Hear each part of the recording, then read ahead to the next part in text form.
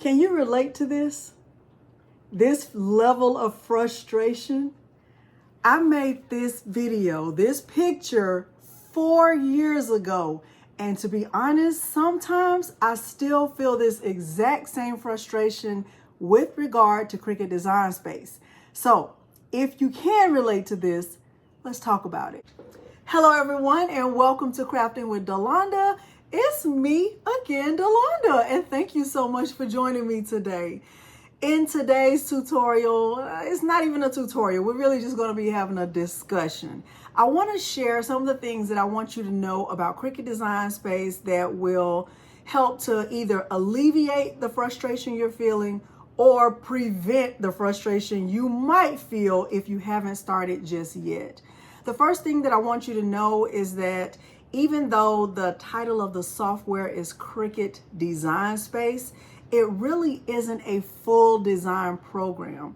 And I think when I first got started using my Cricut and I was learning the software and learning the vocabulary, I had a lot of frustration because I did not really understand how to work in the software. Now that I really understand that it's not really, these are my opinions, intended for full designing, I know how to work around it. What I primarily use Cricut Design Space for is for laying out projects that I plan to cut with my Cricut. So I really use the software as a layout program, not a designing program. There are a lot of different softwares that will allow you more flexibility and ownership of your work so that all of the time and effort that you spend on designing doesn't go to waste if you no longer use a Cricut or you no longer choose to use the software. So let's continue with the other tips at the end of this video. If you find this helpful, please remember to like the video, subscribe to my channel, and turn on the bell for notifications because I do upload new content every single week. Now, without further ado, let's continue. The next thing I want you to know about Cricut Design Space is that you don't actually have any ownership of any of the work you do there. So any fonts you use that you use inside of Cricut Design Space that you didn't purchase or that were not already pre-installed on your computer, any images that you use in Cricut Design Space, none of that actually belongs to you. Even if you put the font together with an image, that still doesn't belong to you. So typically when I'm working in Cricut Design Space now, I am using fonts that I have downloaded either from Creative Fabrica or Design Bundles or Font Bundles or defont.com or system fonts that were preloaded or included with the computer when I purchased it. I do not use any Cricut fonts because if I want to recreate that same design that I have laid out in Cricut Design Space, I wouldn't have access to any of the Cricut fonts. So know that in advance. That's something I did not realize at the beginning, and it's something I think is important for you to know. That's why it's important to understand how to use other types of software and not rely so heavily on the images and the fonts that are included in Cricut Design Space. There are other types of software or other software brands that I prefer to use for designing purposes. If I'm working with a file that is already created and I kind of want to just change it up a little bit. Now, I will say that there are free softwares that you can use and, lay out your design. However, think about the word free. You're not going to get as much as you would when you're working with something free in comparison to working with a paid software. Some of the softwares that I like, some of the software that I like to use, especially for designing, I like to use Leonardo Design Studio. I like to use Silhouette Studio. I use Canva. In the beginning, when I first made this bag, I was using Microsoft Word, believe it or not. I just made this image big and printed from there. It didn't require any cutting. So, if there are other softwares that you have a good understanding of, I would start to learn how to use the features there and then bring in the design once you've created it into Cricut Design Space. the benefit that these other softwares that I've listed, the benefits include those designs belong to me. When I create a design in Leonardo Design Studio, the pro version, the paid version, that design belongs to me. I can create it in Leonardo Design Studio and I can save it as an SVG or a PNG, depending on what it is, and I can import that into Cricut Design Space.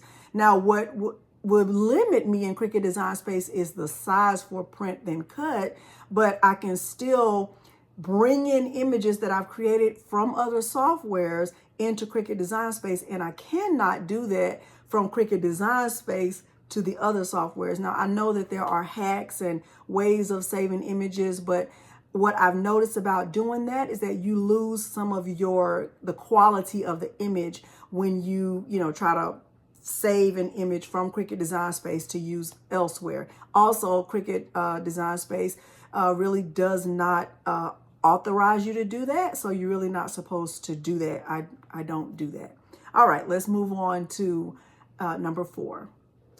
Number 4, Cricut actually has their own YouTube channel. And I think it's important to know that. I think some people may not be aware of that. I know there have been a lot of updates in Cricut Design Space over the past few months, and I am in a lot of Facebook groups, as I'm sure some of you are, and you may have noticed that there have been so many updates, and it has created some frustration for some users. You will also hear users, say, I haven't had any problems. I love Cricut Design Space. I love all the changes. And you'll hear others who say, I hate it. I don't like all these changes. What are they thinking? I was just learning one thing and now I got to learn 15 other things. You'll hear users on both ends of the spectrum with that.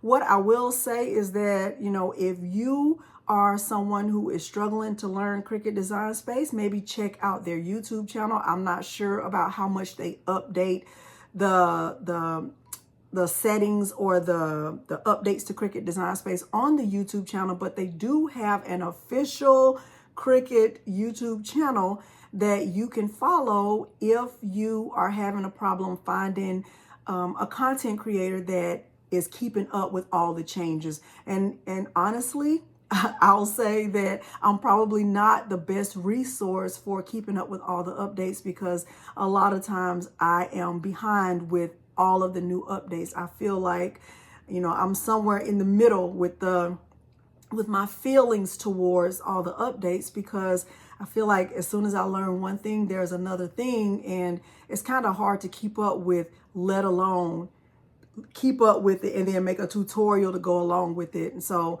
I would, encourage you to rely on Cricut for their updates. Number 5, Cricut, in addition to having a YouTube channel, they also have a feature in Cricut Design Space that's called Cricut Learn. And I think that will probably be useful if you are trying to figure out, something quick and easy, like maybe how to use Slice, or maybe you're trying to learn the different vocabulary or things like that. They do have like bite-sized information within the software that's called Cricut Learn. So you're not actually having to leave the software to go figure it out. It's right there. There's an option to learn about different tutorials right there within the software if you're not interested in going to YouTube. All right, let's continue with number 7. Number 7, if you find that you are trying to create something and you found something similar that's already been created, my advice is to import SVGs and go from there. Instead of trying to start a project from scratch, if you have, access to memberships like Creative Fabrica or Design Bundles, oftentimes if you do a search, you can find what you're looking for, and it might only just require a few tweaks for you to kind of change it up to fit your needs. And I think that would help to decrease your frustration, because you're not starting from scratch. You're not trying to figure out, how do I make this part round, and how do I make this square, and how do I slice, and how do I weld, and what do I keep, and what do I... You'll know because you already have a design in your mind, and you can look for something similar and then just kind of tweak it. I think that would be of great assistance instead of always trying to start from scratch. All right, let's move on to our next tip. My next tip is in terms of vocabulary. There are, I would say, about 6 key things to know about working within Cricut Design Space if you are starting from scratch. And those are weld, attach, slice, flatten, contour, and group. I think once you have those down and you really understand what they mean, what they do exactly, you will be good to go. Let's look at some examples of those right now. I am in Cricut Design Space, and let's look at some examples. So let's start with weld. Let's go over here and just grab 2 shapes. I'll grab a heart and a star.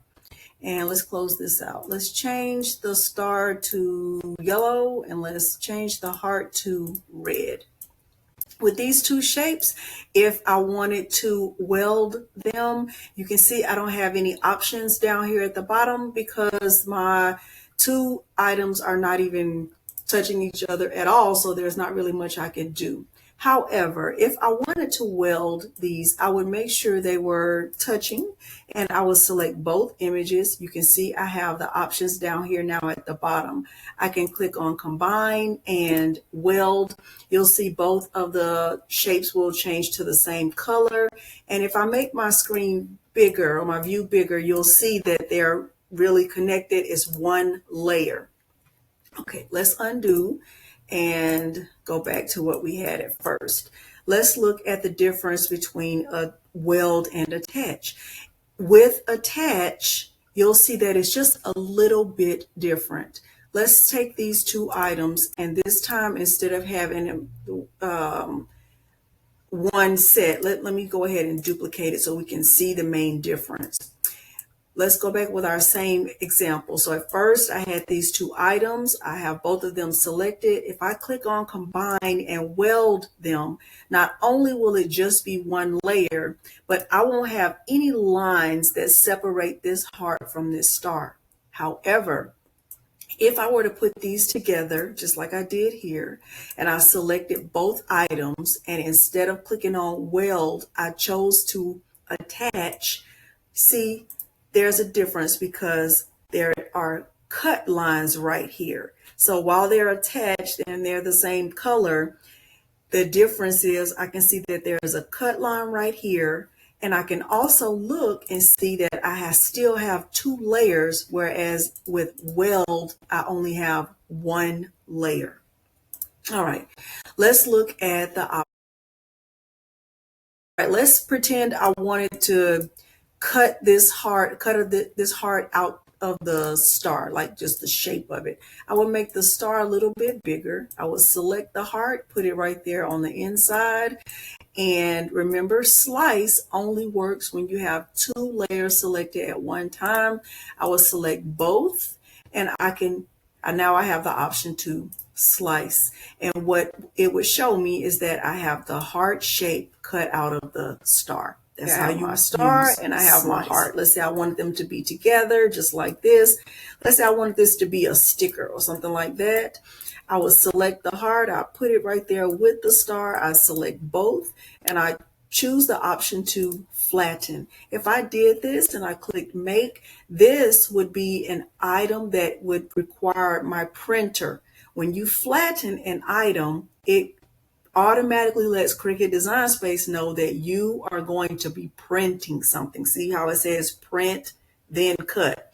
Your Cricut is a cutting machine. You'll need a printer in order to work with an item.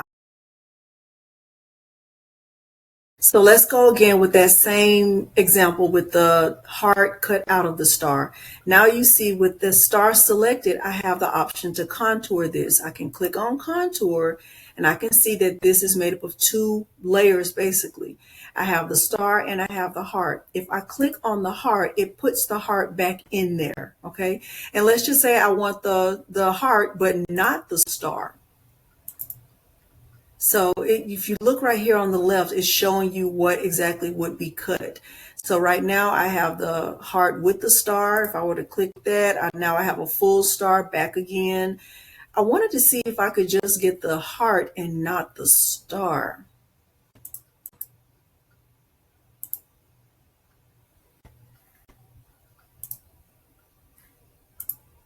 Oh, there it is. If I just wanted the heart and not the star.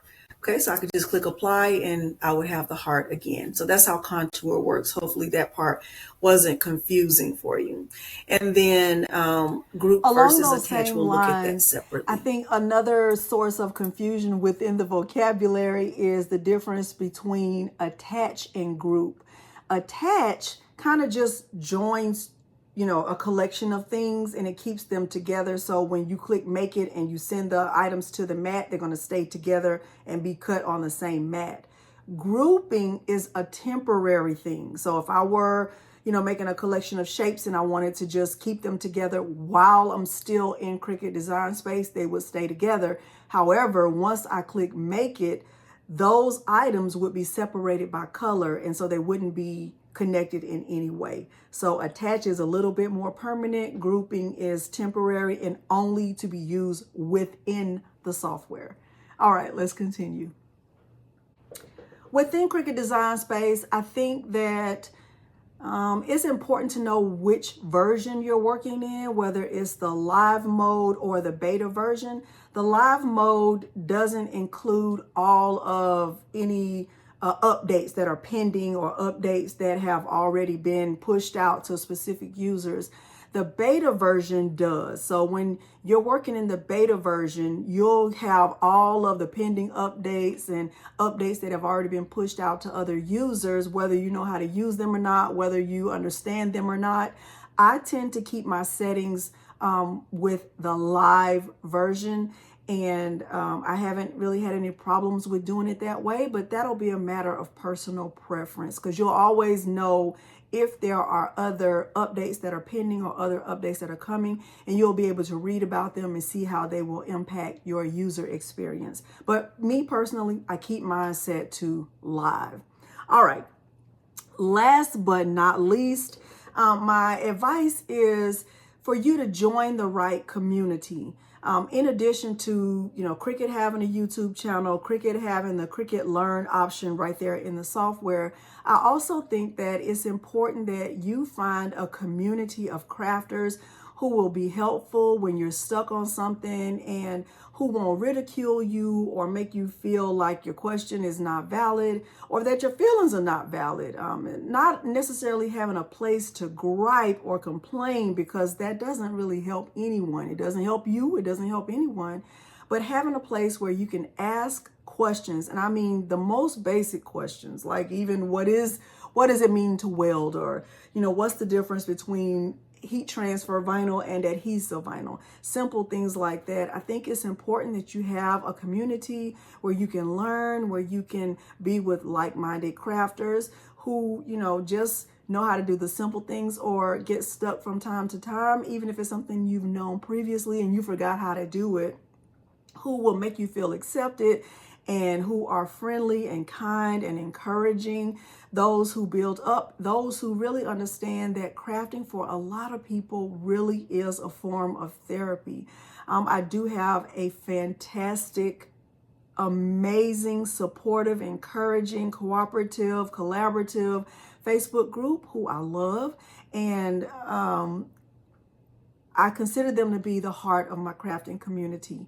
They are very helpful. I just can't say enough positive about them. It will sound like I'm lying, but it's just, you would have to see it to believe it. It's not like any other place on social media, and I just love it. So I won't even go any further about that. But anyway, I want you to know in closing that Cricut Design Space it's an amazing tool. Just know that Cricut Design Space is used to help you get from point A to point B. Point B is sending your design to be cut for the most part, because your Cricut is a cutting machine. So for me, Like I said in the beginning of this video, I use it specifically to lay out my designs so that they can be cut with my Cricut. I don't really do any designing there because I have found that those designs do not belong to me, and I don't have as much flexibility as I do with other software programs. Hopefully you did find this helpful. If you did, let me know down in the comments which one of these tips was the most helpful for you.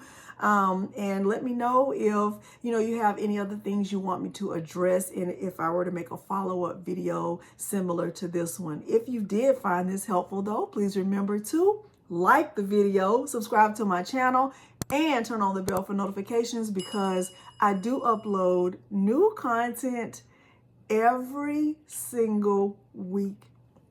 Thank you so much for joining me today, and thanks for watching. Bye.